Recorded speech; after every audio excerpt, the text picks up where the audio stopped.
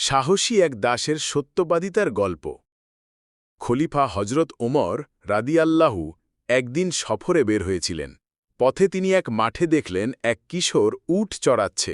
উটগুলো ছিল সুস্থ, সবল ও ভদ্রভাবে চলছিল। হজরত ওমর রাদিয়াল্লাহু কৌতূহলী হয়ে ছেলেটিকে জিজ্ঞেস করলেন, এই উটগুলো কি তোমার? ছেলেটি বলল, না, আমি একজন দাস, উটগুলো আমার মালিকের।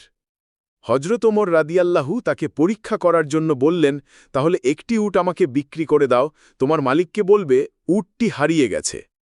ছেলেটি এক মুহূর্ত চিন্তা করল, তারপর বলল, আপনি তো মানুষকে বোকা বানাতে পারবেন, কিন্তু আমি আল্লাহকে কি বলবো?